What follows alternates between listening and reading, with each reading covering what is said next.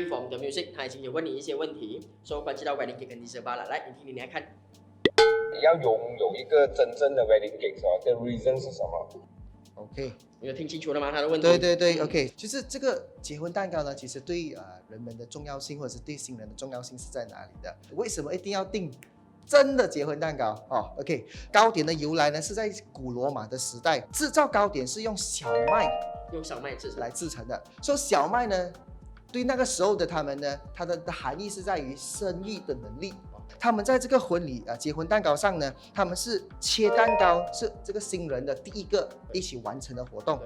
然而呢，也是他们把他们的这个祝福呢分享给所有的人的时刻。之所以结婚蛋糕呢，它重要呢是在这个分享时刻的。如果这个结婚蛋糕呢，下面底层是分给其他人吃，上面底层呢他们会收下来，他们大概会收至1年后，或者是有小孩后来回忆起他们这个婚礼的意义的。你说需要真的还是需要假的 ？OK， 如果今天你做假的蛋糕的话呢，也就是说你无法和更多的人分享。对我来说，如果你真的是要完全的跟着西方的文化呢，是不允许的。对我来说，大小呢是决定于顾客或者是来的嘉宾们的人数来做一个决定的。接下来跟你们分享的就是材料的部分。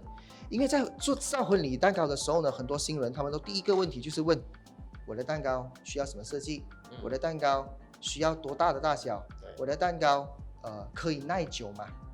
所以我们在制造这个结婚蛋糕的时候呢，第一这个新人们呢，他们就得知道他们的整个环境的摆设，或者是他们结婚主题是什么。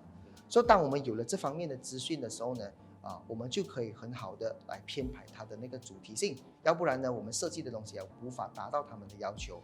Then 第二，我们需要知道这个婚礼人他们的那个 guest 的人数，是多少个人，因为我们才能依照他的人数呢来计划他的那个蛋糕的大小的。对了，然后第三，我们更需要知道的是他的这个婚礼呢是在室内还在室外？对室外的话呢，我们不能用奶油，因为奶油英文叫什么？奶油呢，它叫 cream， 它叫 cream， 因为奶油呢，大约在32到35度的状态下，它就会融化了。如果你是在室外的话呢，你就需要用翻糖或者是用糖霜的这个特质呢，才能完成的。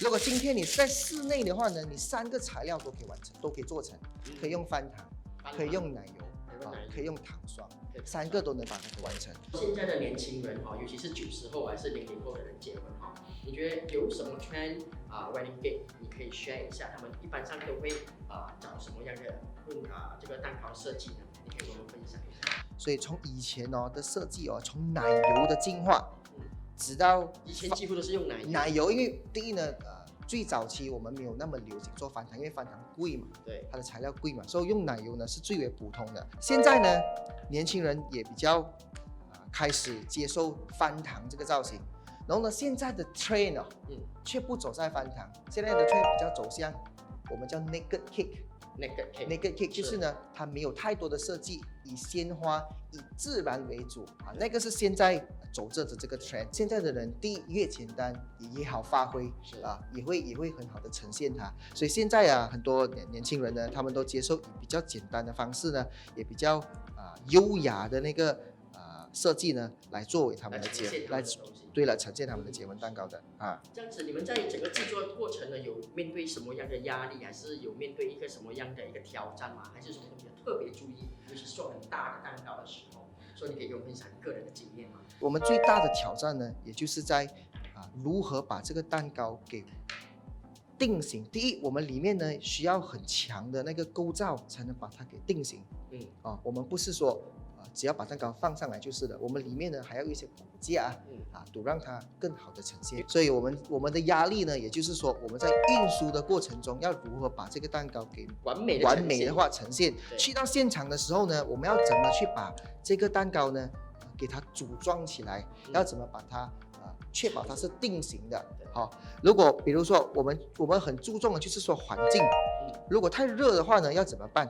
然后呢，我们也要想一个解决方法。这样你们会不会有遇到一些真的是还是要 cream， 但是它还是要 outdoor 的话，你会有什么样的一个advice？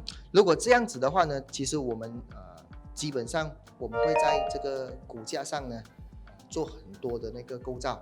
当然，我们还是不建议顾客选用奶油在室外的。所以我现在我们有准备3个材料，我 show 给你看我给你看一看这3个 texture 它不一样的东西是在哪里的。所以现在第一个你先做的是什么？我用奶油，我用奶油。第二个呢是糖霜，所以我们第3个呢，我们就是简称为翻糖。所以你可以看得到，你看这个定型了，然后它的状态呢还是在软的。这个呢，它的表面你摸看，它已经硬了，来碰看，它已经干了。然后你摸看这个奶油，还是软的，所以它在温度下呢一定会融化。这个呢，在温度下呢它会开始变硬，这个在温度下呢定型，而且呢还是稍微的软的状态下。然后它的价格如果是真的是一模一样的 design 的话，这样子这个3个差别的话，会大概是怎么样的一个情况？当然cream 和 icing 的价格呢，其实不太大的区别。区别在于这个翻糖，因为翻糖的那个特性呢，它的那个可塑性很强，所以呢，它在价钱上呢会有很大的变化，会比较高对，确实会比较高。你还有什么一些小糕点啊，还是我们讲蛋糕区啊？OK， 然后他们一般上如果真的是不会知道怎么定多少人数的话，你会有什么样的 advice 给他 ？OK， 第一呢。每一个 couple 的新人呢，他们都一定会知道说人数呢，或者 guest 来参与的呢会是多少的。只要我们知道那个人数呢，我们就会给你一些建议了。比如说有80个 guest 过来，我们也只会 advise 你准备40份。最主要这个 dessert bar 的那个定义呢，就是在稍微给他们一些小甜点，顶上一点肚子，因为我们在婚礼上可能会吃一些开始，然后另外呢，也就是想分享到呢这个新人的这个祝福的这个才是它最大的意义啦。我们在下一集呢，我们会邀请到金坤是我们的嘉宾来分享关系到Chinese wedding custom。所以你有什么问题想问他的吗？可以，下一集会是金坤了哈。其实呢，据我了解，金坤是做这个中式的wedding 的 gift， 然后还有就是这个婚礼辅导的部分。所以呢，我很想了解，就是他和我们这个糕点呢有遇上一个问题，就是现在年轻人开始西洋化，为什么还需要去了解和去接纳中式 wedding 的？简单来讲就是说，中式的这个 wedding 的 custom 为什么还这么重要？它到底有什么含义？还是为什么的重要在哪里？好，这样子我们就由金坤来解答给我们，好不好？谢谢大家，下期见。我熬的吗？你熬啊？是熬的是我熬，哇哦！他熬我没有熬。可能你要这样子里面那个动作5分钟，手会很酸也是当成一个运动手有吗？是这样子用手转的跟让我们训练有什么差别？用手转很累，用machine转machine累。